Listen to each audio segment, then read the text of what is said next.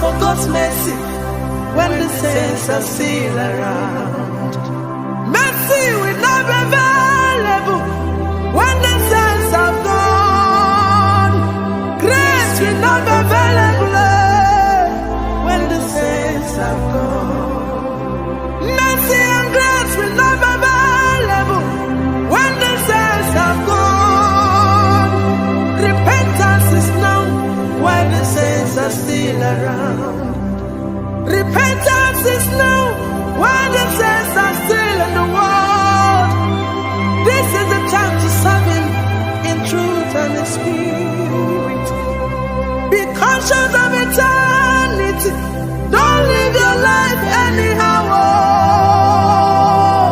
Heaven is real, hell is real. Come to Jesus today. Seek Him when He can be found. Tomorrow might be too late. He's knocking at the door of your heart. Let Him in, He's waiting for you. Remember, He will not wait forever. He's available now. No. Let Him in, He's waiting for you. Akwa ikebe, minuru nandisa lawo.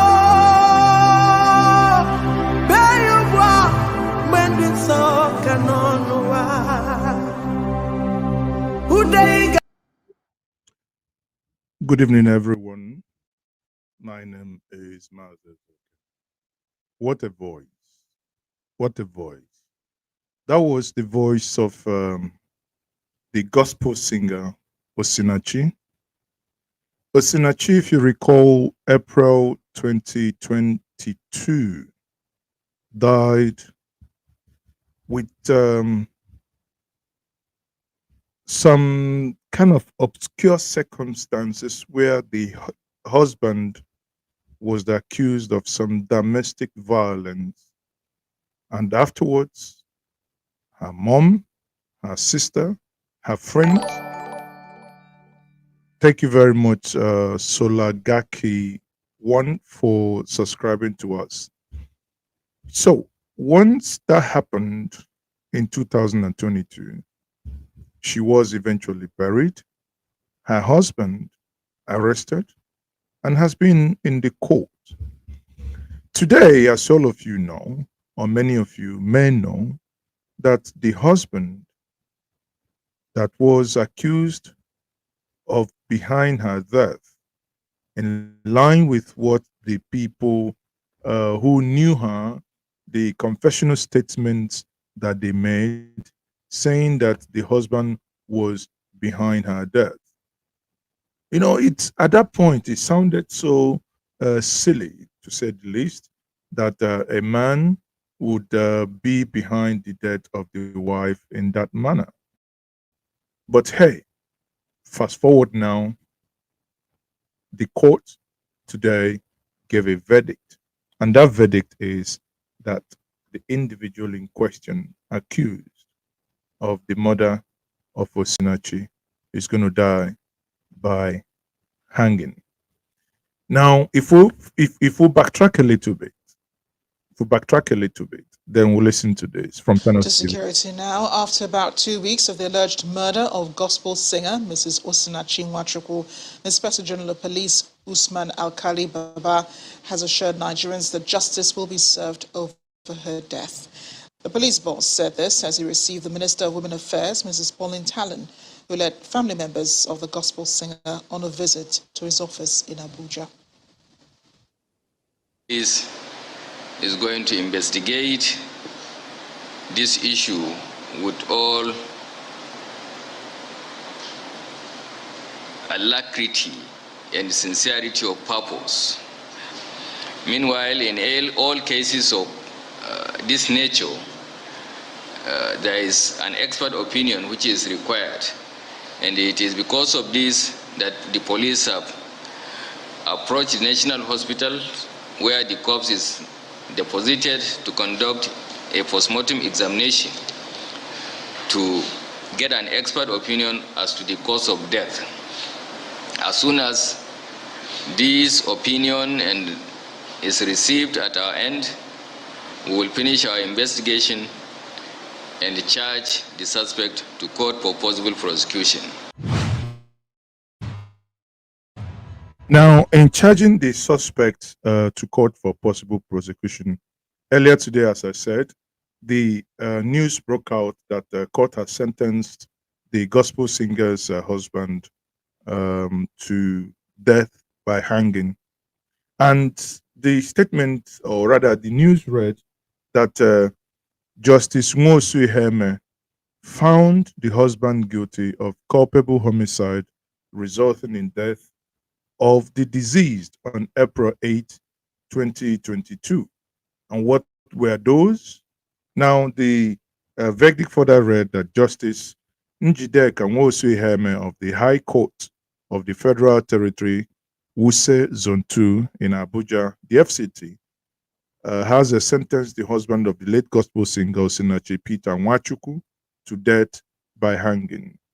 Justice Nwosu found him of guilty, culpable homicide resulting in death of the deceased on the April 8, 2022. The judge sentenced Nwachukwu to death while sentencing him after the court had held that the prosecution had proven the burden of proof placed on it by the law and subsequently found the defendant guilty. Now, reflecting on this, just opposing it to what the former IG of police said, that they were going to work respectfully based on, the autopsy. Nwachukwu was arraigned, that is the husband of Osinachi, was arraigned on the 8th of June 2022 by the Office of the Attorney General of the Federation on behalf of the federal government of Nigeria on the 23-count charge bordering on culpable homicide, punishable by death, criminal intimidation, cruelty to children, criminal integration, cruel intimidation and criminal intimidation of the children, spousal battery, among others. In the course of the trial, the prosecution called 17 witnesses, including 2 children of the late Osinachi, who testified as fourth prosecution and fifth prosecution witnesses, P4 and P5, PW4 and PW5, respectively, while it tendered 25 documents as exhibit before the court. All this brought, when the court looked at it, the defendant testified for the defense and further called for 4 other witnesses and tendered 4 exhibits in his defense. Shortly before sentencing the defendant, counsel for Nwachukwu, in the name of Reginald Nwale, pleaded with the court to be lenient in the judgment, while the prosecution counsel, Mrs. Adoranke Imala, urged the court to give force to law as stipulated. Now, what will make your own defense counsel to say, please tender mercy, or rather tender justice with mercy? Meaning that even your own defense lawyer knows that something is definitely wrong, that his own client is definitely guilty here. Justice Nwosu Iheme subsequently sentenced Nwachukwu to death by hanging on count of 1, while he was sentenced to 2 years imprisonment each on count of 2, 3, 8, 9, 12, 13, and 18. The court sentenced the defendant to 6 years month imprisonment on the count of 10, 3 years imprisonment on the count of 11, while he was fined the sum of 500,000, 200,000 respectively for the count of 6 and 7. Now, the late gospel artist, who was several tracks, including Ekweme, and many more tracks, really will be missed. Again, I think what we may have to do, we may have to then go back to one of the songs that was played by her before we refresh your memory again as to how actually, how do I put that? As to the work that she did. Give it to her. She had an amazing husband. She has an amazing voice. But the husband really used her voice and the revenue accumulated by her golden voice to oppress her, really battered her, took charge of her, sources of income, and did, unimaginable things that one can only say for the living. Please, no one, no woman, no man should live in an abusive relationship. I know that the society always frown at women leaving their husband house, but hey, is it better to live in sack? I don't know. Is it better to live while you're dead, or to leave and let the society talk nonsense and say, oh, this gospel artist is no longer living with the husband because has she left her husband earlier than she did? I do not think that she will be dead. Now, just a couple of seconds of one of the times she worshipped in her church, that is the Dunamis, with Paul Enenche in Abuja. Just enjoy.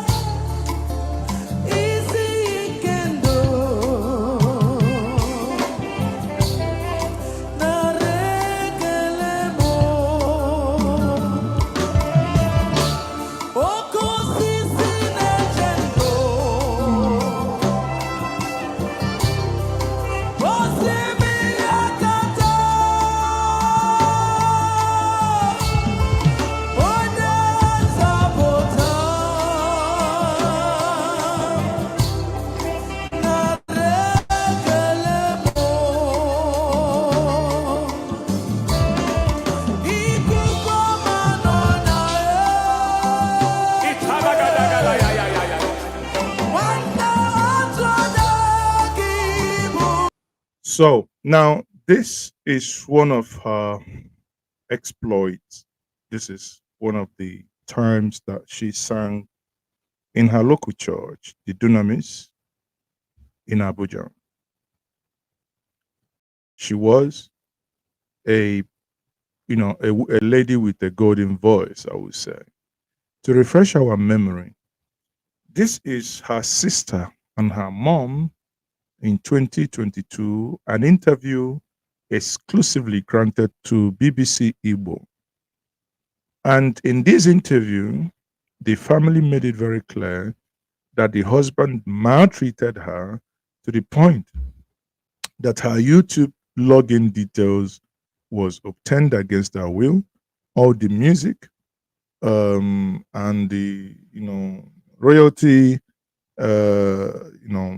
whatever that was accruing from the channel was diverted to a particular account. And even when she was dying, everything was taken away from her. Even when she goes to perform, that she does not get any money. I'll try as much as possible. Most of these are in Igbo, just to refresh our memory as to those who may no longer know who the lady in question is.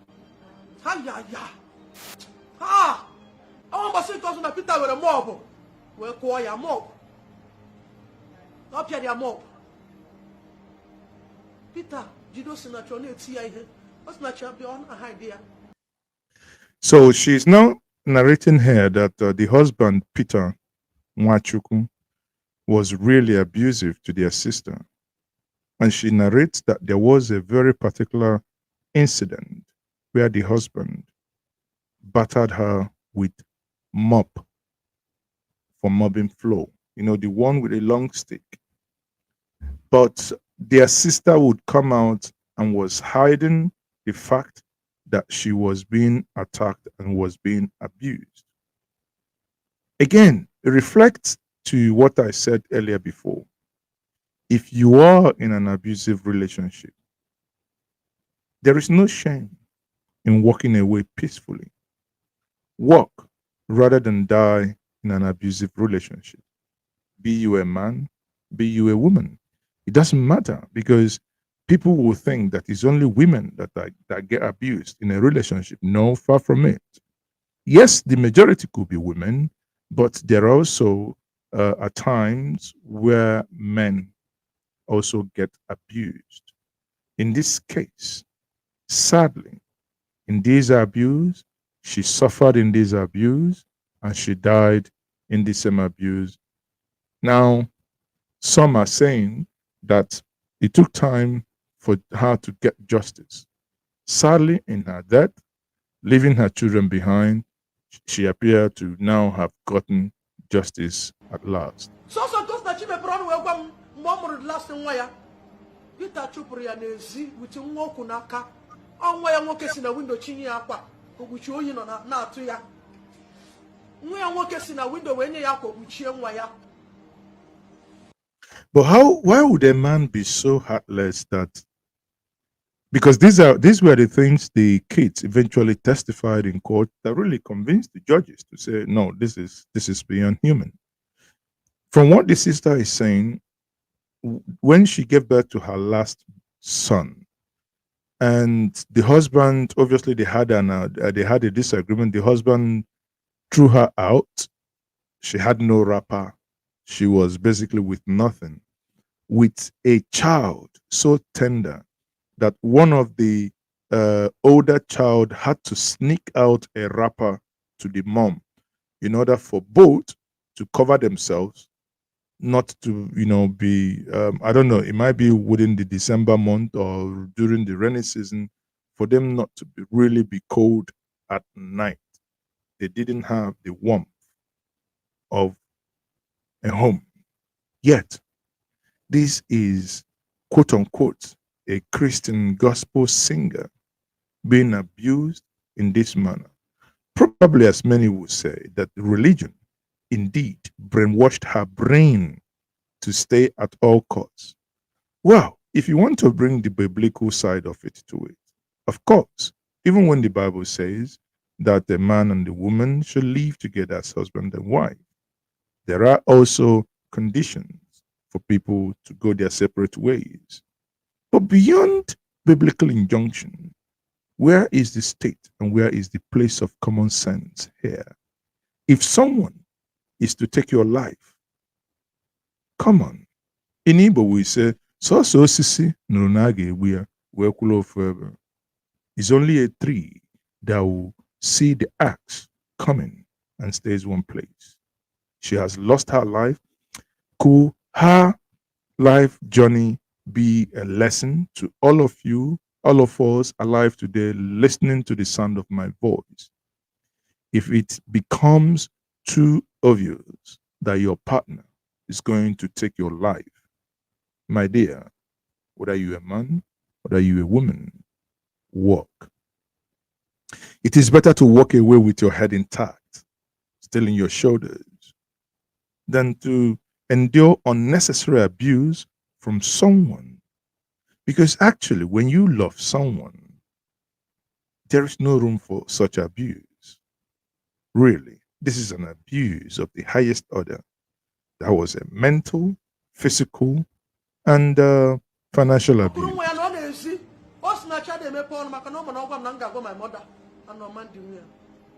Peter si na anyị nwụrụ mmadụ ya ga-emechi Osinachi ihe na nwere onye ga-ekwu okwu.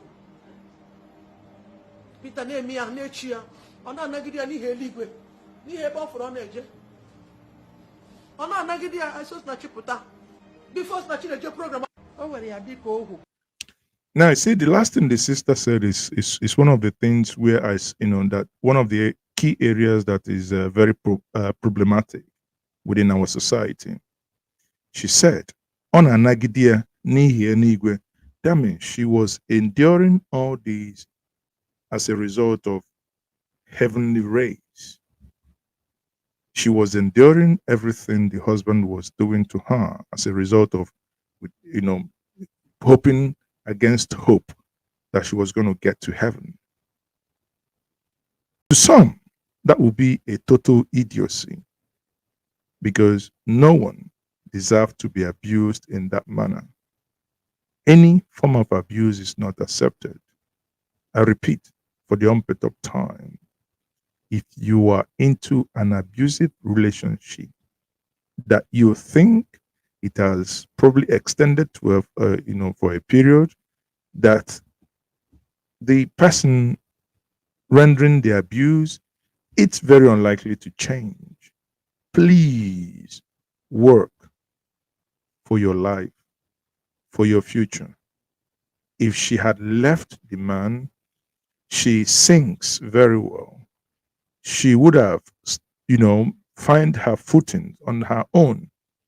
She probably would still be here singing for people to enjoy her angelic voice.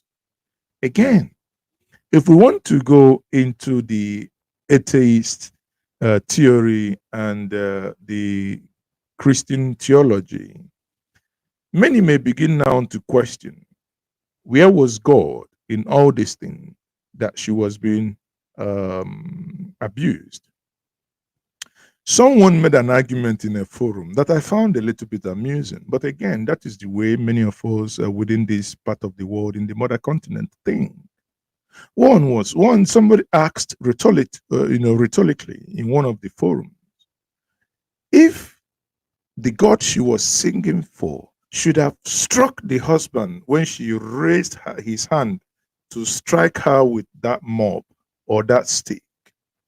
Well, another replied, God does not work in that manner. He doesn't go around trying to restrain people from hitting one another. That God has given you the brain. You are a human being. He created you in his own image, and he has given you the brain to take decisions. At times, you see, when you see a moving trailer coming and you go in front of it, only one thing can happen. No miracle on planet Earth can save you. It's going to be squashed. So when you are in an abusive relationship and you have chosen not to speak, because according to the sister, she chose not to speak up and she hid it from her mom, the one you're looking at the screen here. Her mom is going to say her own version. The sister also said she hid it from the family. And even when she heard the man was threatening them, that the family is nothing, absolute nothing, that they are nobody. There is nobody in their family that is capable of challenging him. So he saw himself as the little Hitler of the Nwachukwu family, the bitter and the batterer of the wife. There are times that you will feel so angry. You think that some men, by the way they have abused their wives, ought to be done and only one thing only. Laid on the floor. Make sure there is no there is no trousers or boxers in the body. And maybe two men holding him and the hands and the other holding on the legs. Mix concoction of salt and pepper and find some koboko. Your imagination can fill in the gap.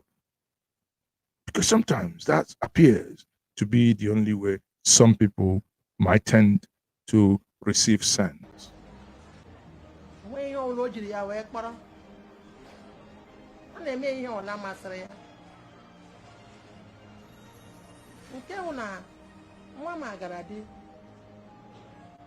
Before my hoyanya, honorable 8 years from what I am now for you.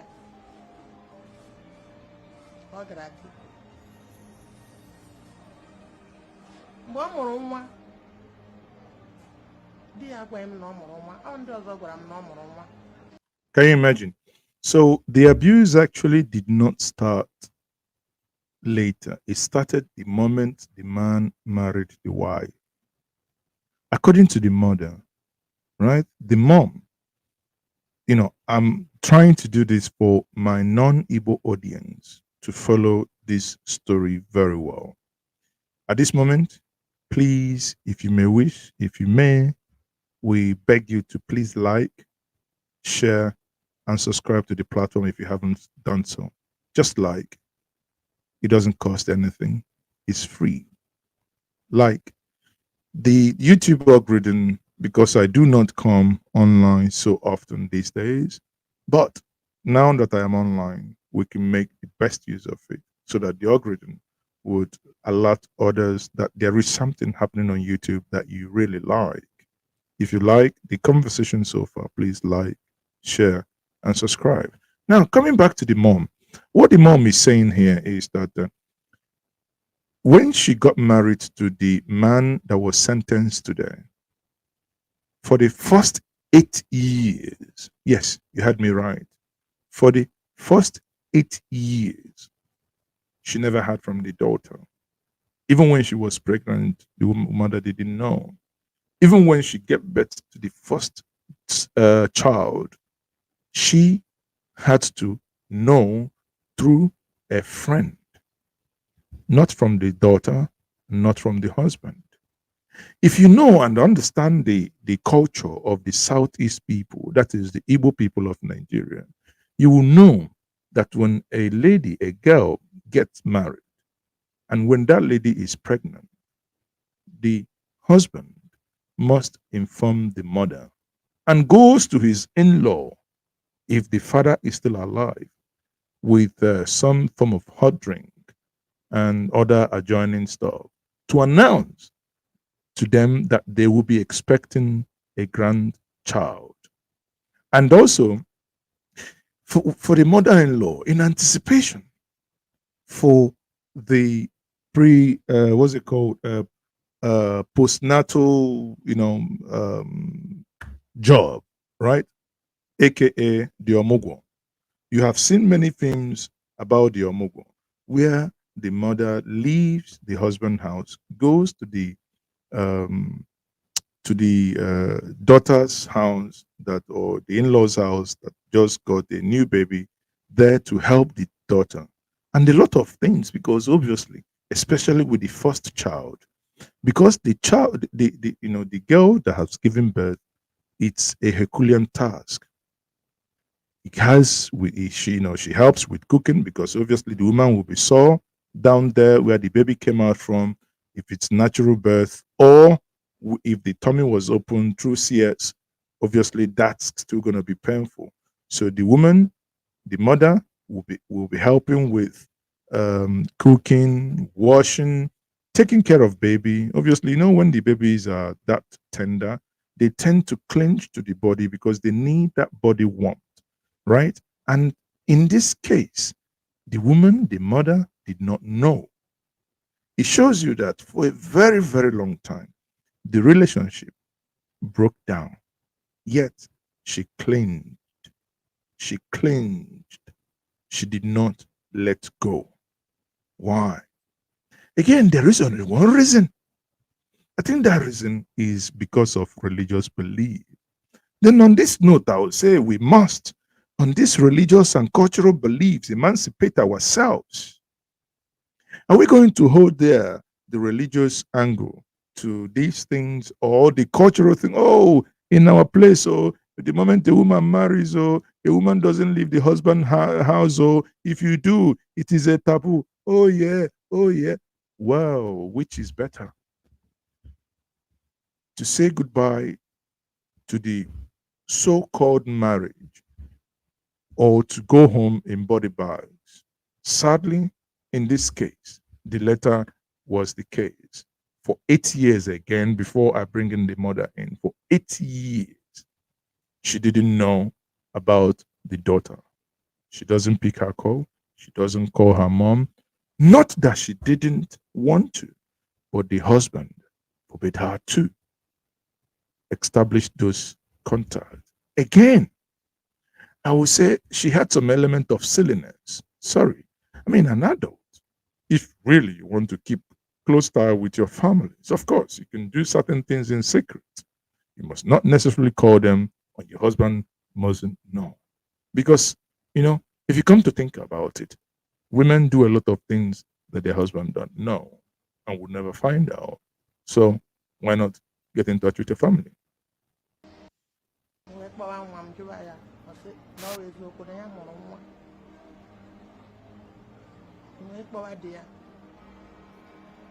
Yes, many answer.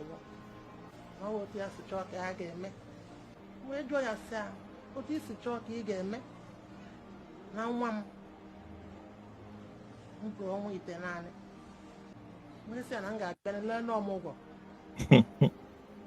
Some my aunt won't pay home. My belly let you move. But where do I say? You can get a big piano. Mama na wo hia munga jia na he we so bode teleo owe to ti men kozo moya boji we muze ya uronu ya kpawam sum bia na agu ga-egbu ya na nwa onye na-eletekwa ya ya na ta ahụ na ihe Pita na-eme ya na ọ karịrị akarị nwele anya n'elu anya na owe kpụwa daadị anyị si ya na Pita si ọwụ na ya alahala ndụ ya alaala ọnwụ Adam nwaanyị wee kwe na ọ ga-aga ejikere gawa Abuja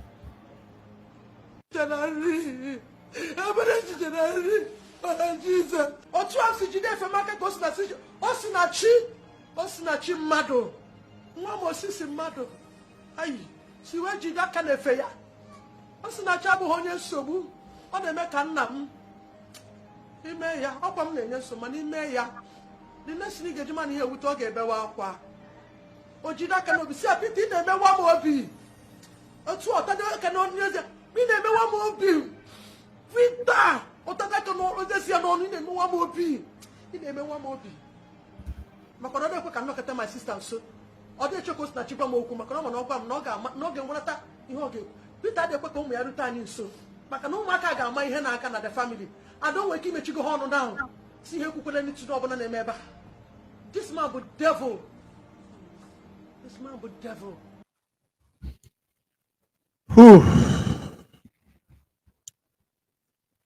For the benefit of my viewers who are non-Igbos, again, I come back. The mom concluded that the daughter never got back to her until she had her second child. And at some point, she cried to the mom and said, "Mama, please, I need help. I am dying of hunger because my husband is starving me and my newborn baby."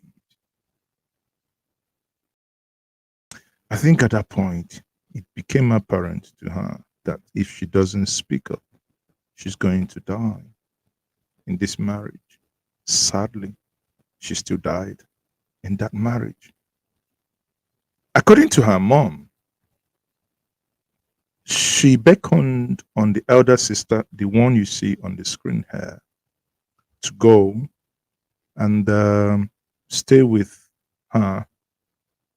This one here says that when she came in, the husband never allowed the kids to come close. That is, the nieces and nephews to come close to her. He was afraid that they would say something, they would tell some tales. And she said that that man is nothing but a devil. That's her words. He who lived and he who saw the actions that happened in that household probably has the better word to describe what she saw. You cannot beat a child and tell that child not to cry, or rather, to tell that child how that child ought to cry. She narrated about an incident where the sister held the husband and saying, "Why are you doing this to me? Why do you want to kill me?" And she concluded by saying that the sister was a very peaceful person, like their dad. And she said something in passing that not many people would have paid attention. She said Odiemekam, meaning she is probably the one on the rough side. If she is the one the man was married, maybe he would have used one, the mortar pestle to grate his head one day, and the man may find himself really sleeping in a coma. But hey, the peaceful one, Osinachi, the one who didn't want to tell the family what was going on, eventually lost her life.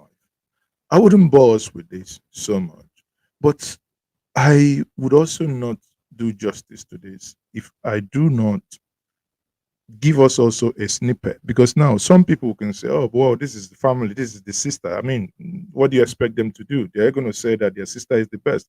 But wait a minute, she had a friend who lived in Lagos, because they lived in Abuja, and she was a gospel singer who went everywhere singing.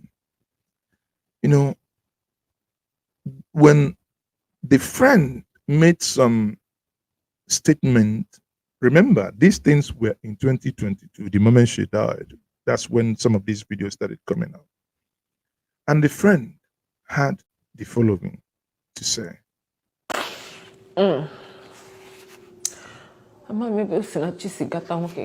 Because now, the very peaceful. The first time, man, something wasn't right. She was coming to Lagos, so her mom seemed not at Lagos, but she had a connecting flight.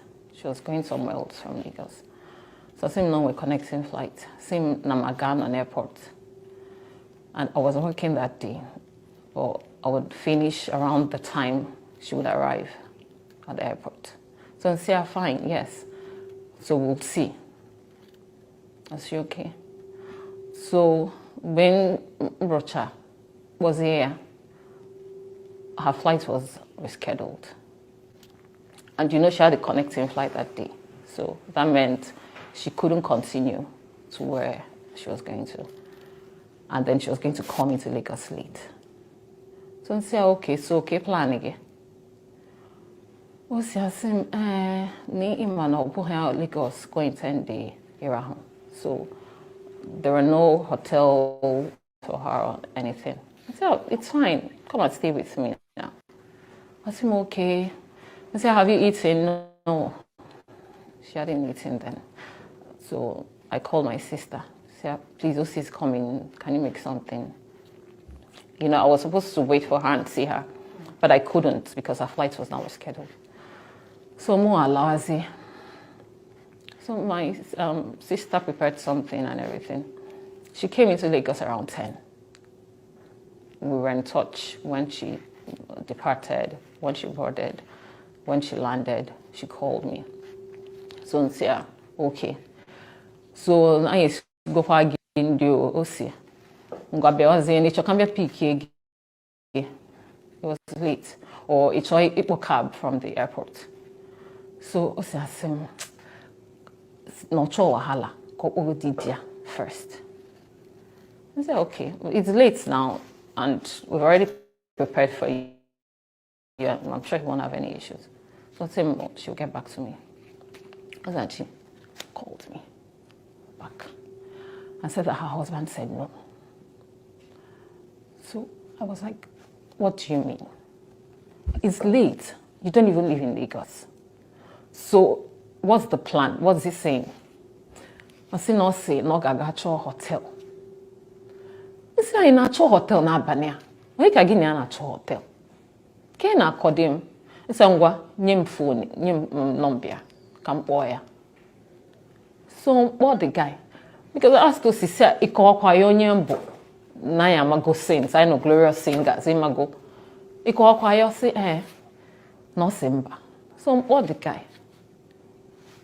He said, I introduced myself. I've known her for a very long time. And I've known Lucy for a long time, almost 30 years or more.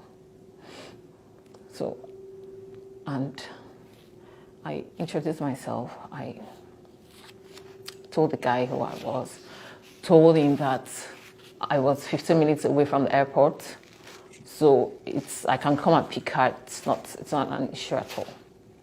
And we've already prepared food for her that she hasn't even eaten, so that we're ready for her. So please, can you allow her? If you want me to go and pick her, I'll pick her. I said, please, can you allow her to come and stay with us? The man said no.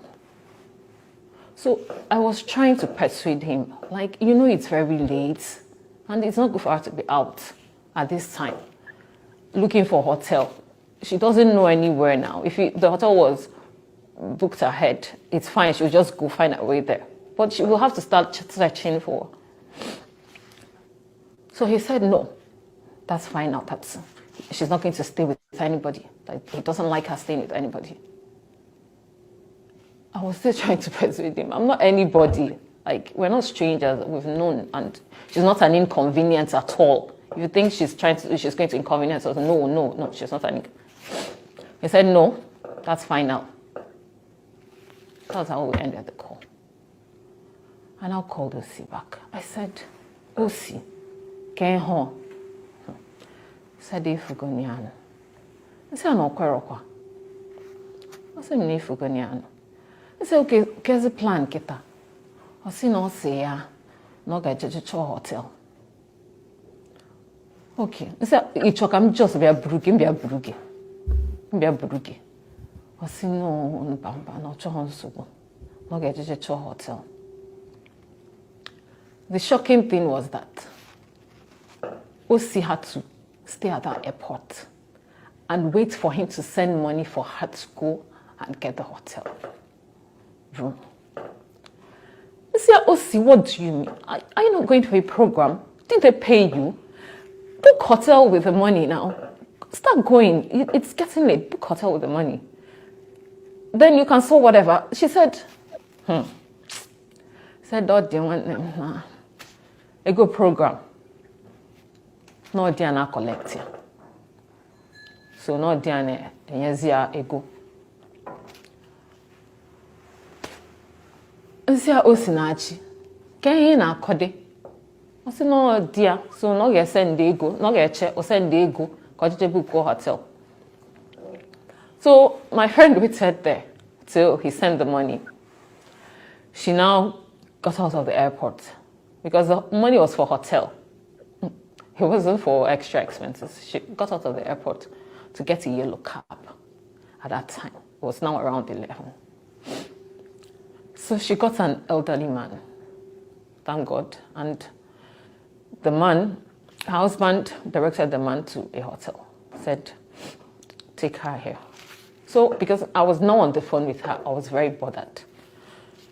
So the cab driver said, when they got to the first hotel, said, Madam, you know if you stay here, now shall they stay here?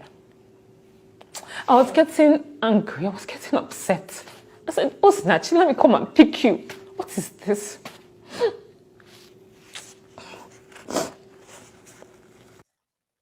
Now, at this point, I may not do so much translation because she spoke in English and interjected Igbo, more or less. Now, this is her friend. They've known, obviously, according to her, for about over 30 years, right? And they sing, the Glorious Singers, so they sing together in a group. And Osinachi had a program in Lagos and was to fly in Lagos. She called her and she had to arrange, make up her place with the anticipation that she was going to stay in her place. Suddenly at the airport, when she landed around 10 and she called to say, okay, should I come and pick you? Are you coming in to our house? I've asked my younger sister to fix food for you. Are you coming in to eat? And she said, no, I need to get clearance from my husband. You don't see the kind of husband where they get clearance from. There are some husbands. Anyway, that's a story for another day. Let me know. Anyway, the long story short, the lady was surprised and said, okay, Osinachi, give me your husband's number. Let me speak to her. Let me speak to him. And Osinachi did. And the lady spoke to the husband. And the husband was like, no, she has to go to a hotel. And the lady said, no, but she doesn't know Lagos. Let her come to my house. It is my house. This is my friend of over 30 years. My house. she's coming to. Okay, don't worry. I will go to the airport and pick her. I guarantee you, I pick her, I take her to my hand. The man said no.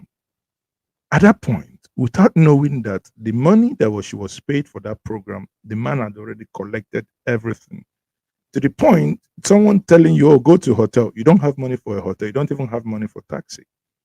The man had to now send Osinachi money from the same money he has already collected for the program, because apparently he is the manager, and now say, okay, use this token to go to a hotel, to a point that even when, according to her, when the taxi driver took her from the Lagos airport MM2 into the first hotel where the man found, and probably the man was checking online, and the taxi driver on getting to that airport said, madam, probably looking at the way she was dressed, without earring, with all these born again stuff around him, looking at them and say, madam, if you sleep here, this hotel is meant for the oloshos, where call girls sleep.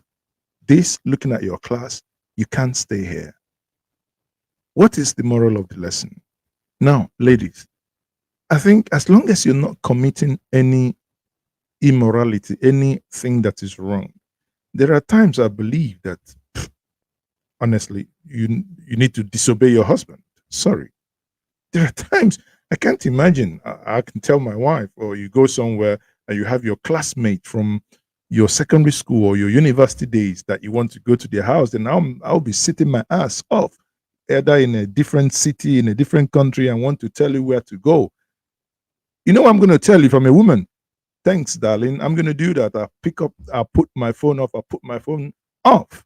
And if I go to my friend and go have a good time, gist all night, because that's what it is. This is a friend, childhood friend. You're supposed to gist, even say, I'm not going to know when 2 o'clock, 3 o'clock, when it's early morning. That's what that trip was. But hey, churchious person, you want to obey your husband. This kind of husband, they know to obey himself. And you now go ahead to go risk your life. The money you made, he has taken your money. That's financial abuse, people. That's financial abuse. So if you hear these stories and you read the judgment of the court today, if you just opposed to two, you begin to actually say that the judges did a thorough job. But the part that I do not then know is, which is not too evident in the judgment, is whether all these abuses had a direct consequences to her death, to the final death. I do not know, and I haven't seen that part, because I'm still trying to, honestly gather my head how the judges arrived at the husband dying by hanging. Maybe by tomorrow, the CTC might be out. People may now be able to read the greater details, the argument of the judges to arrive at this death by hanging. From all indication, from the sister, from the mom, from the friends, not only her, friends, others, everybody in different cities gave same testament. Even the kids, the children that were then now teenagers, came to court, testified against their dad, because not only that he did this to their late mom, he also abused the children also, emotionally, financially, physically, and otherwise. For court to have arrived at this means there is something beyond what you and I know. Once more, it's indeed a painful death. When the saints have gone, cry it now, while the saints are still around. The shout you will shout when you heard that the saints have gone. Shout it now, while the saints are still around. One would have wished that you somewhat literally obeyed your own song. The cry is that you can cry now from the grave by the abuse you suffered on the planet Earth in the hands of your husband. One would have wished that, as contained in your lyrics, that you cried those cries aloud, and probably were saved before the tragedy that struck, that led to your death. Once more, may your soul rest in peace. On that note, let's come to the political ground. You know, in Delta State, it's going crazy. I tell you guys, the whole PDP structure in Delta State had moved into the APC. Think about it. For 8 years, Okowa, Ifeanyi Chukwu Okowa, was the governor of Delta State. In 2023, Ifeanyi Chukwu Okowa was the deputy or the vice president to Alhaji Atiku Abubakar of the People's Democratic Party, the PDP. Fast forward, about 2 years later, the same person that governed 8 years and was vice president ported into the APC. Many are saying that it is in line with what Adams Oshiomhole, if you recall, Adams Oshiomhole once told us that if you have stolen our money, no matter what, the moment you leave PDP and comes into APC, all your sins are forgiven.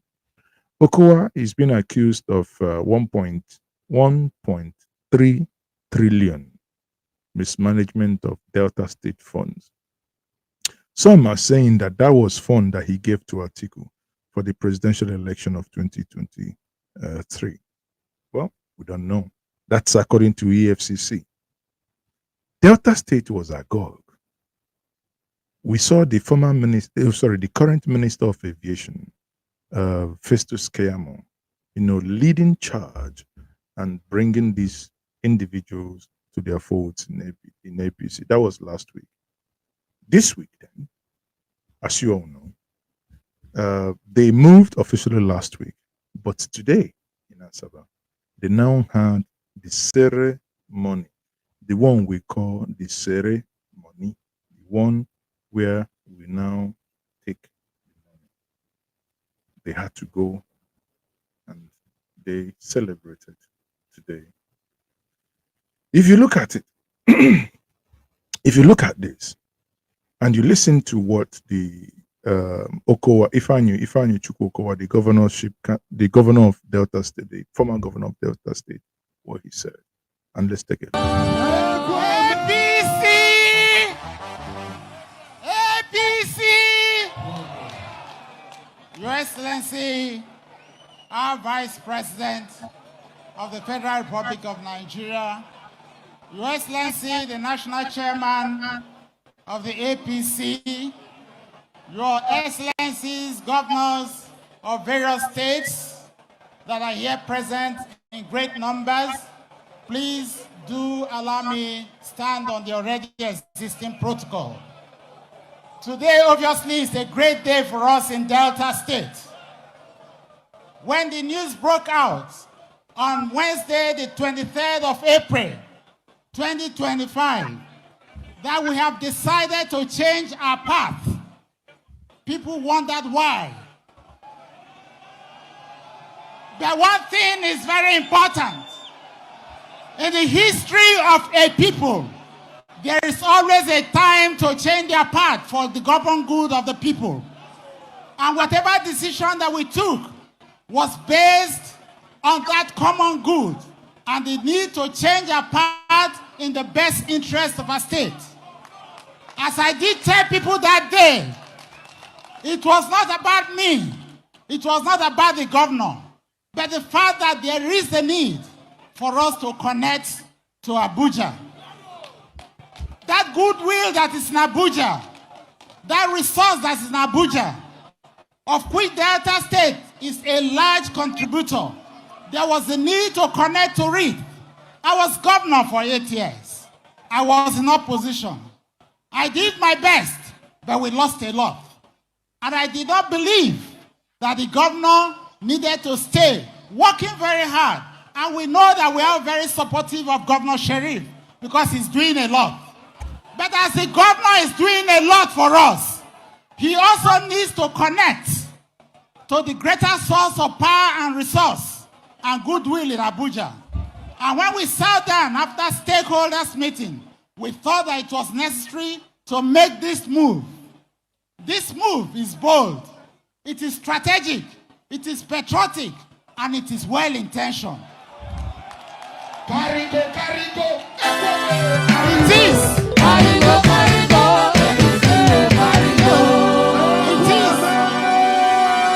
is in the best interest of our state. It is in the best interest of our people. You know me. I've been with you for so long. I would rather sacrifice everything that is in me for the best interest of Delta. And that decision that our governor took, that we needed to move after consultation with the leaders of the party, which was cascaded down to the local governments and the world, is the best interest for our state. We must defend our state. Our state stands far beyond us. And I believe that this decision is in the best interest of all. It is time for us to embrace each other, our brothers and sisters that were already in APC, and those of us that have come into the family. We need to embrace each other and work with oneness of heart. It is time for us to stand together in great support from Mr. President and Mr. Governor, because together we can truly dominate the politics in Delta State. For I believe there will be no other party with this move that we have made.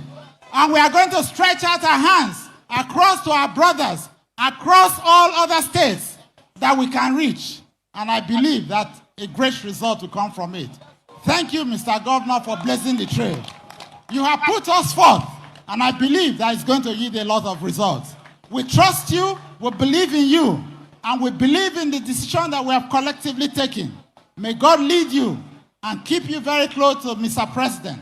We will support you, we will support Mr. President, and God will truly bless us in Delta State because it is well with us. We are a great state and a great people, and now we have made the right decisions, a bold one, in the best interest of us all. Let us go back home and let the people know that we have taken this decision in their best interest. God bless you all. APC!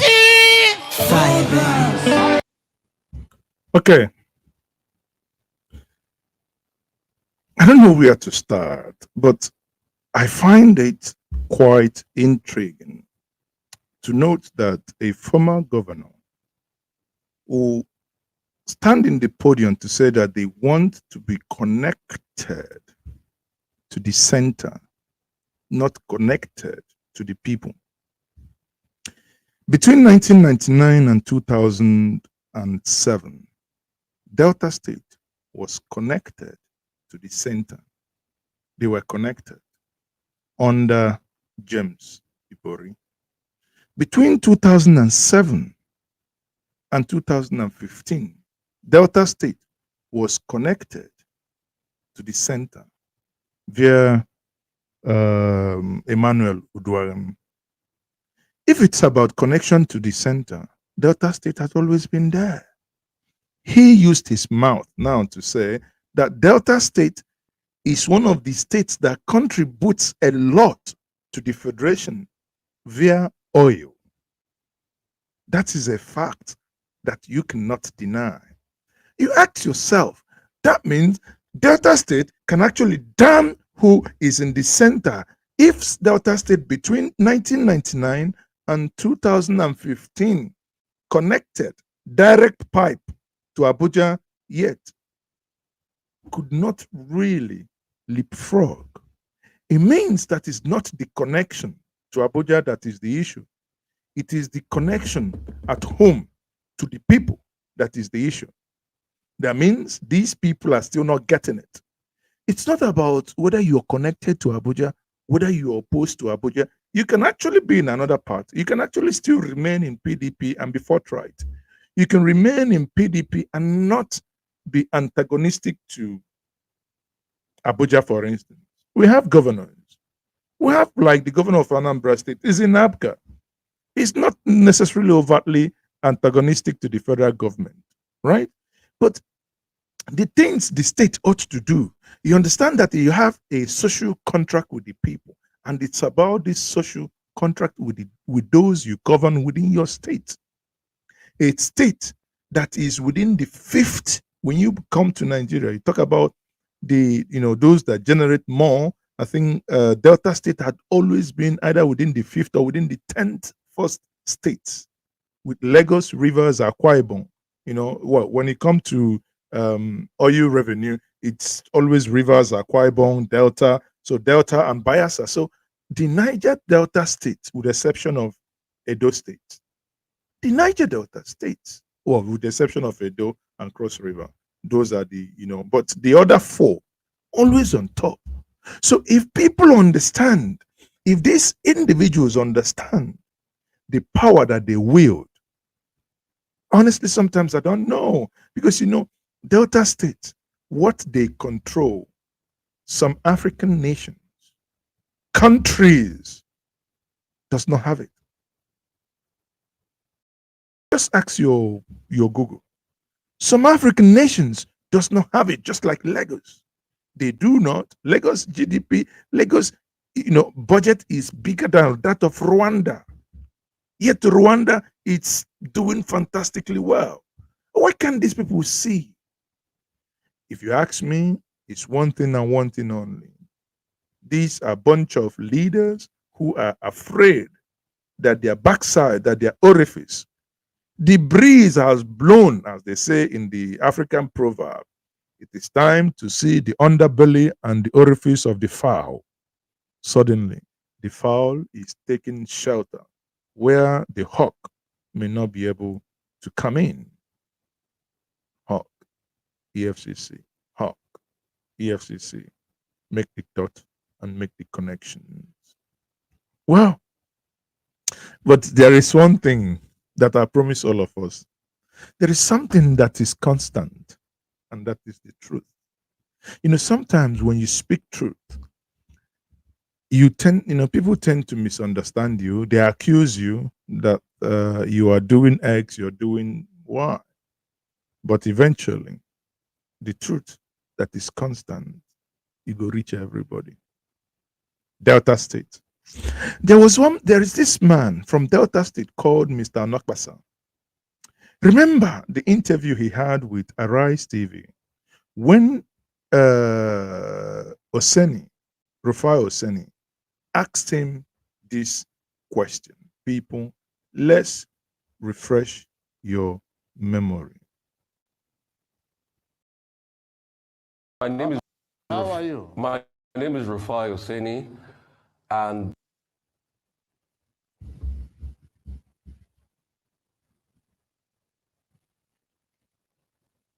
what happened? Okay, so let's try play that again. my name is. How are you? My name is Rufai Oseni, and at first, patriotism means. How are you?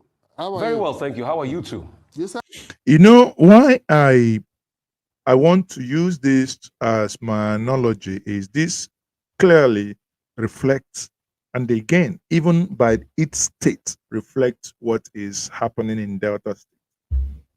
Now they will begin to defend the APC because they are about to be hit by the trailer of truth, and by the trailer loaded with cement of facts. Recall that after the election, a couple of months into Bola Tinubu's office, I think the first year in office, this man on the screen was still very hopeful that things were going to, that he didn't enter one chance. And in this interview with Arise TV, he was asked a very simple question because he does not have the answers. He began to dance. He began to dangle like something that you know what I mean. Began to dangle. Rather than address the question, he was dangling. He was even calling refined names. But hey, people, stay true to yourself. Truth is that thing that is constant. How are you two? How are you doing? I'm okay. I'm Good. okay. Patriotism means supporting your country at all times, but also supporting the government when they deserve it. Mr. Onokwasa, I put it to you that you came here to misrepresent the facts today as regards subsidy removal. President Tinubu announced subsidy gone on Inauguration Day. And that was effectively pulling out subsidy. So you say he didn't remove subsidy, quoting the PIA law that had been there for a while, is misrepresentation of the facts. That's number one. Number two, since President Tinubu got in... Let me finish, Mr. Onokwasa. Let me finish, please. Secondly, since he got in... Don't raise your voice at me, young man. Don't raise your voice at me. Let me finish, Mr. Onokwasa. Let me finish. I'm your guest. So since President Tinubu got in... respect me. Since President Tinubu got in, I will the walk out of economy... the studio if you raise your voice at me. Mr. Talk to Onokwasa... me respectfully. You know, a bad craftsman quarrels with the tool. Rufai was just saying, can you allow me finish my question before you answer the questions? Now he's taking offense. I'm going to walk out of your studio. You're shouting at me. You are abusing me. Oga, where is the abuse? Answer the question, sir. You may will take your decision if you want to. I'm asking a question. You might decide to walk out if you want to. Mr. Onokwasa, since President Tinubu came in, the economy has tanked. It's at an all-time low as we speak. It has not. It has not. Let me finish my question. You see the thing? The economy has tanked, and Onokwasa, just like the APC, PDP, APC leaders, you know, APDPs, I don't know what they call them again, in Delta State, they are now shouting, "We need connection to the center." Which connection? Pipeline connection, a telephone connection you need to the center. They are telling you that the economy has tanked. You are here shouting, the economy has not tanked. Mr. Elsen, you are lying. Economy Mr. Onokwasa, let me finish my question. You are a liar. Economy has not tanked. So let's see who is lying. Economy has not tanked. Mr. Onokwasa, moderate yourself. All right? Moderate yourself. Do you know what you are doing? Good. Listen to me. You're Secondly, do you know what you are doing? Since President Tinubu came in, the economy has tanked. You are pretending to be a journalist. The indicators are there. What is the matter with you? Since he came in, the indicators are there. Number one, somebody is reading out a question. You're saying, do not talk rudely to me. Okay? There is nowhere that he has spoken. He's just basically maintaining the same tone, but consistently trying to read out the question. If you had zipped your mouth, you would have listened to the question. The cost of the dollar to the naira. What is the matter with you? The cost of the dollar to the naira has tanked tremendously as a result of the fluctuation of the currency. All right, that's one. Is that Tinubu's fault? Don't you know why naira tanked? I'm still asking my question. Secondly, it's been because of your friends. Because it's been an all-time malaise in the economy as we speak. Cost of living gone up tremendously, all right, and things are really, really south for the economy. So in all of this, it's been a slopey downward spiral. What would you have to say about all of this, Mr. Onokwasa?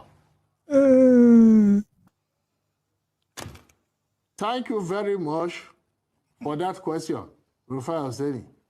Please, Dr. Ruben Abati and my adorable in-law, Mrs. Mairese, does anybody have a more reasonable question for me to answer? Because I am not dignifying that insulting question from Rufai with a response. I am not. Okay. In his views, now, he's not going to be dignifying that with any response. We agree.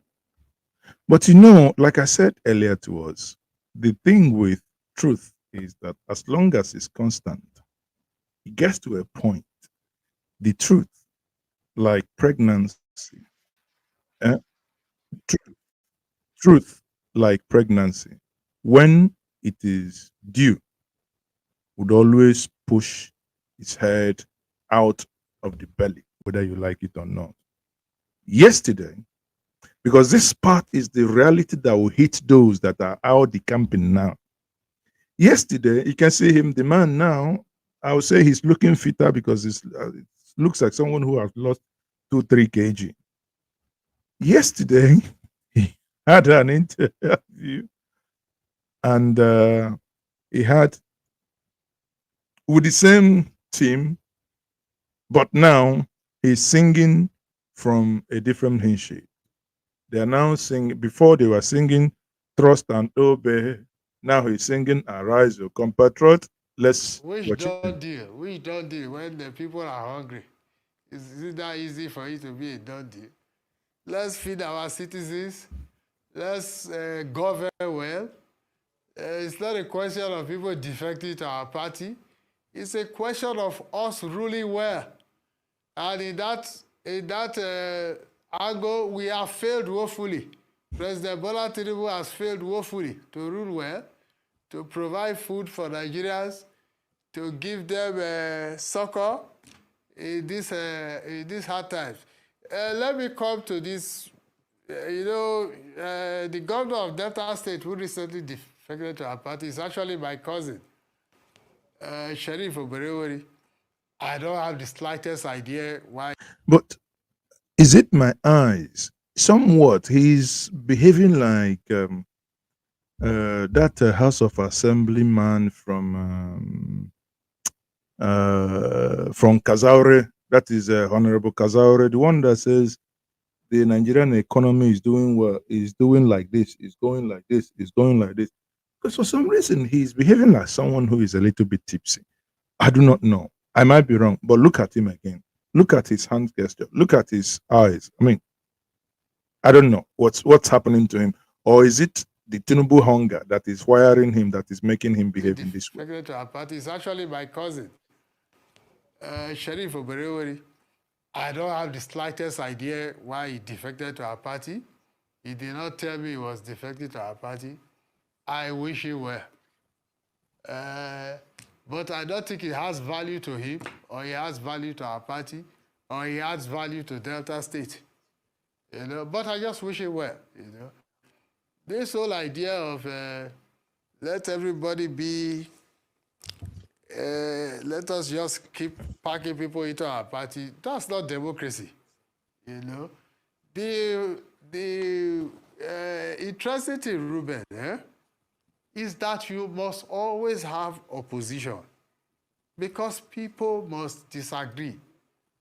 This idea of a one-party state is simply unattainable. There must be disagreement. Even in our party, we disagree. We are not even a one-party in our party. Is it Nigeria that will become a one-party state? It's a waste of time. So, I wish my dear cousin, Sheriff Oberewori, well. I welcome him to our party. But I don't think this idea of everybody joining one party is good for democracy. I don't even understand why he left his party. It does not make any sense to me. Does not at all. Sometimes you will think if Nigeria really is practicing democracy, because there is no crisis in PDP to the point that there is no leadership in PDP, one would have expected that by now PDP should have gone to court to sack the governor, sack all the House of Reps, just like in River State. Recall that that's the same thing that happened in River State, that they had to go back saying that they haven't decamped. So now, why is PDP keeping quiet? PDP should have gone to court to sack them. You cannot be elected into a party of one party, then you go into another party. It's fine. You can leave a political party, but at least leave, go and contest another election. If you win under APC, then that's fine. I don't know. I think President Tinubu should concentrate more on bringing up prices of goods and services, strengthening democratic values and all this idea of people coming to our party. That's not what is going to make us win the election in 2027. This should take her. I can tell you, just a minute, Ruben. I can tell you for free, Ruben, that at this rate we are going, all these things will help us in 2027. If we are not careful, Bola Tinubu will end up as a one-term president. Quote me anywhere. So you look at this, you agree with me that the only thing that is constant is truth. When Rufai confronted him with the truth in 2024, he attacked him. Fast forward many months later, that truth spoken by Rufai remained constant, remained the only thing that is as straight as a cigarette, as straight as a pencil, right? That's what is constant. But hey, that's Nigeria. If you move from that Delta state and look at actually the opposition general, you watch again. There is this video from Professor Yusuf.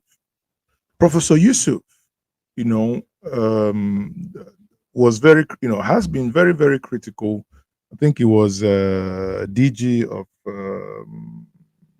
Nigeria Insurance Scheme, I think. If you watch one of the videos where he clearly says that EFCC has become a tool for dictatorship, and he blasted President Bola Ahmed Tinubu, that he has used EFCC trying to silence those who speak out against his government. Just have a listen. But seriously, on the 29th of January this year, at about 6:30 p.m., my wife came up to my room and said there are some gentlemen that knocked and just walked into the room, dark suited, walked into the door. They want to see me. They said I'm expecting them. I came downstairs in my jalabia, no hat, and flip-flop. And they said they are from the EFCC. They've come to take me to the EFCC. I said, guys, you haven't even introduced yourselves. So they just brought out their badge and said, oh, they're EFCC. Show me arrest warrant. Oh, we don't need that, sir. Okay? Allow me to go upstairs, change. They blocked me. They didn't let me. Allow my wife to go upstairs and bring me some change of clothing. They refused. We went outside. As we went outside, their bus was waiting outside. The driver was sitting. The engine was running. And there were 5 armed mobile policemen, some deployed behind the house, thinking I would run. I'm not a runner. So we went in, and I was sandwiched between an armed Mopol and a young operative. And they were high-fiving themselves as if they had captured notorious Kachala Bello Turji. We went to the EFCC, went to the office of their boss, and he handed me a bunch of papers. What are these? These are your charges. Well, I don't need the charges if I don't have my lawyer here. Well, the guy was waiting to go home, and my battery had gone down, and I couldn't call my wife and to tell her where I was and how I was, and they wouldn't let me call her. And they just took me to the cells. Nobody had told me whether I was going to stay, why I was there, how long I was going to be there. They just took me around the building to the cells. Entered the cells, well, a lot of them were youth. They recognized me from the previous brouhahas in Nigeria. And they came up to me wishing me good luck and best wishes. I had serious headache because, remember, I had fasted for over 14 hours by then. I hadn't eaten or drunk anything. They brought me a sachet of pure water and tea. I drank and went to sleep. And then the next morning, they took us to, they called my name out. We were going to court. We went into the bus. Well, when we came out of the building, they had placed their official photographer to be taking photographs of me without a hat, in jalabia, in flip-flop. That was when I realized these guys are up to no good. All they're interested is to demean me, dehumanize me, and weaken my spirit. They don't know who they're dealing with. We went into the bus, and I was jokingly telling them, guys, haven't you forgotten the chains and the manacles? They busted out laughing and said, oh, guy, it hasn't reached to that. We went to court, and they were not ready. We had to come back to the EFCC again, and they upgraded me from 4 of us in a room to I alone in a cell. I was there in the EFCC for 6 days. After that, I was arraigned in court, and then the judge did not give me bail. Her reason, well, she had a cold. I was put back to Kuje. I was in Kuje for 24 days. Denial of bail 2. Anybody accused is wrong, because bail is a constitutionally guaranteed right of anybody accused, except if it was a capital offense oh, the person is suspected of terrorism. Mine was neither of those. I was denied bail deliberately by this government to shake me up. And I was put in Kuje for 6 days and 24 days in EFCC for 6 days and 24 days in Kuje to shake me up and silence me. But no, I'm no one to be silenced.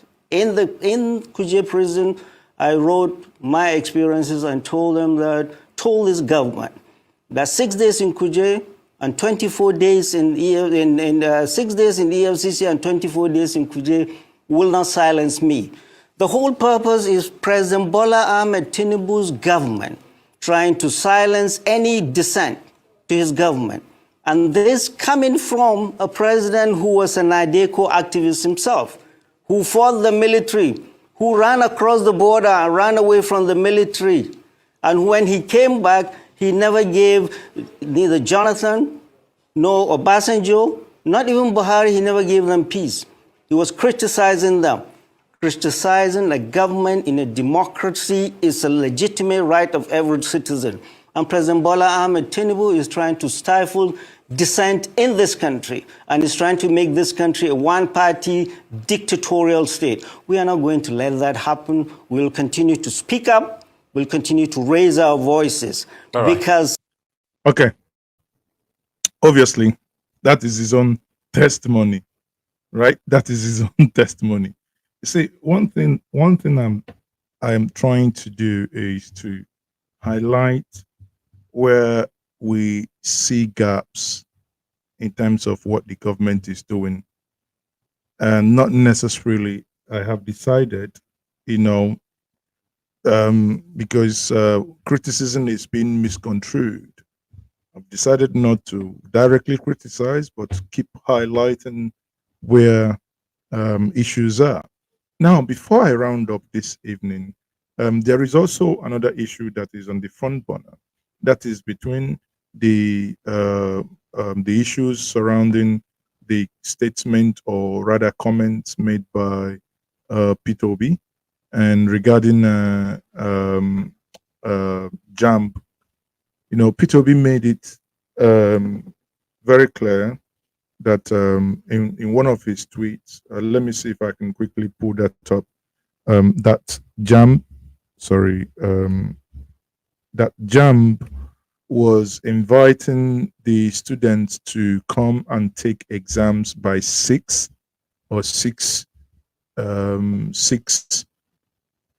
in the morning, 6 a.m. in the morning, right? Let me quickly share this so that we can see that.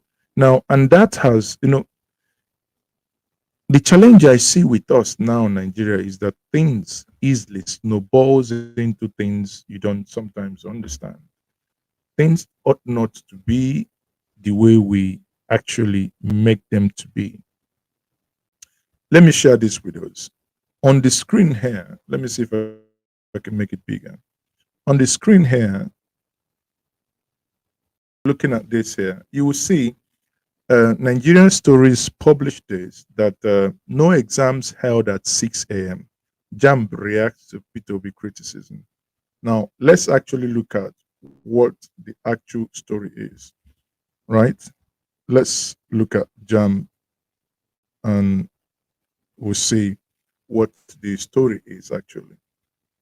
Peter Obi made a tweet where he said that JAMB actually was inviting students to come as early as 6 o'clock, right? Or 6:30. And JAMB now goes on to say it's a lie, Peter Obi lied, that there was never a time that they asked students to come. Look at it here. This is JAMB here. JAMB says, Peter Obi, Your Excellency, I must assert that our examination is scheduled to commence at 8 a.m., not 6 a.m., while verification and other clearance processes begins at 6:30. It is imperative that candidates are afforded adequate time to settle.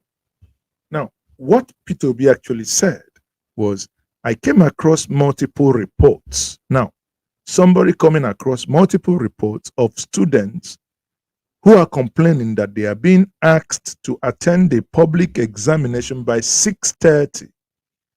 6:30, P2B did not use, so that we would always pay attention. P2B did not use 6 o'clock. P2B said 6:30.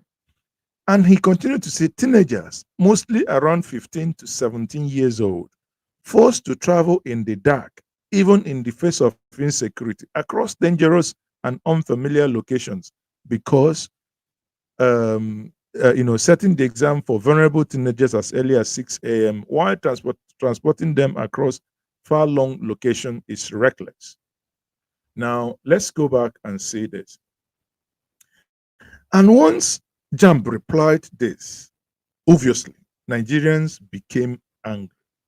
Those students who were asked to come by 6 began to share their slips. Can we please look at this? People, follow me. Let's read this together. This person obviously hid his name for obvious reason, which is a smart thing to do. This exam was on Thursday, 24th. And it says here, time, 6:30 a.m. Time, the person is going to take English, government, literature in English, Christian religious knowledge. That's number one person. One person. Now, you look at that, seat number 144. Location is JAMB Professional Test Center, PTC, area headquartered by Concord Bus Stop, opposite Sega Suit, beside Labor House, Owerri. That's number one. Let's look for another person that is not Owerri, right? This is second person, right? This person's location is Center for Advanced Library and Information Management, CAM, ICT, 12 Archie Street, Independent Layout, by Agric Bank, opposite Shepherd, Good Shepherd Anglican Church, Enugu.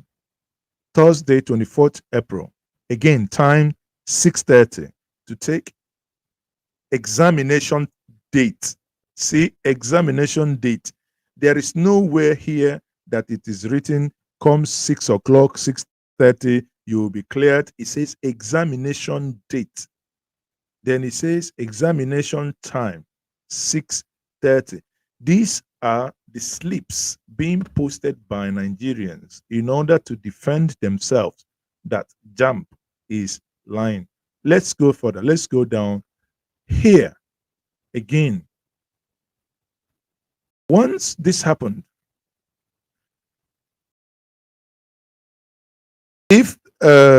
so this person wrote, concerned citizen, it doesn't make any sense, no matter who wants to justify it. Asking them to be at the venue by 6:30 often means they have to leave their houses as early as 5 a.m. in some cases, which is true. This is unacceptable and must change. Now, we'll go back to this one again, is in Lagos. Thank God this person blocked the name, but here is Lagos mainland. Hasham Academy, 15 Owodoni Street, off Iwaya Road, Yaba, Lagos. Monday, 28 April. That is today. Monday, 28 April, 6:30. These are slips. People are snapping and trying to prove that JAMB is lying. Again, this one today. Last week, Thursday, 25th, 24th, 6:30 again.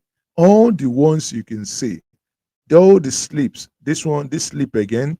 You can see that New Ocean Comprehensive Second High School CBT Center, 7072 Alaja Road, Magida Stop, Awoyo, Lagos, Friday, 25th, 6:30 again. English, mathematics, physics, and chemistry. So if you look at this, one thing I believe JAMB and those that manage these institutions don't know is that the time of people lying blatantly on the internet is over. Germans will say es ist vorbei, because people are everywhere now. They can catch you pants down. Look at this. Alimosho in Lagos, Mianki Enterprise, Honorable Raman Adeleji Street, off Ansa Uden Street, Glory Comprehensive School, Ile Epo Bus Stop, Ejigbo, Lagos. Again, when? 26th. That was on Saturday. Time, 6:30 a.m. Why is JAMB making a fuss about all these things? Why? JAMB, in my view, there are things you should have actually stayed off. You would have paid that JAMB probably put up a statement saying, find a way to, but not necessarily saying you're lying, attacking, and people are now saying this is the evidence. Who is the one lying here? JAMB, who is the one lying? It's quite really sometimes intriguing to know that the things we do in this country just kind of, just gets your head spinning. Who does these things? Why would people even want to lie where the evidence is very overwhelming? Because now you have the people to contend with. The people are now telling you, this is what you told us, or this is what you sent us. So nobody is lying here. You are the one not telling us the truth. I must assert, again, let me read their statement. Your Excellency, I must assert that the examination is scheduled to commence at 8 a.m., not 6 a.m., while verification and clearance start by 6:30. Now, those examination center, pay attention, people. This is not the school of your child. These are normally where they have internet, sometimes where they have solar, sometimes we know all the ICT center, right? So it's normally very far from the house. That means if JAMB is telling you these children need to come and do clearance by 6:30 a.m., it means the child will leave home around 5 and 5:30. Again, many of you in the South may not know the danger that is associated to this in the North. From some people to leave their places in their homes to get to these centers, it's very unlikely that they would actually get it before 8 o'clock. Maybe the best thing they would do is to sleep in that center. There are places in the North that before you get to these centers, you need to drive 2-3 hours. That means that child will leave home around 4 or 3:30. JAMB, I think there is need for JAMB to review this, because this on its own doesn't make sense, right? It doesn't. You're endangering the life of these young children, especially the young female children, by letting them leave the house so early to go for these JAMB exams. If you haven't subscribed to this platform, please, by all means, like, share, subscribe, share on your various WhatsApp groups. If you want to support us, you can use on the lower third, that is the scrolling banner there. You can support us through the bank AZA, or you can use the PayPal at njenjemedia@gmail.com, or you can use the super sticker and super chat. On that note, I say thank you very much. I am still Mazi Ezekwe. Good night.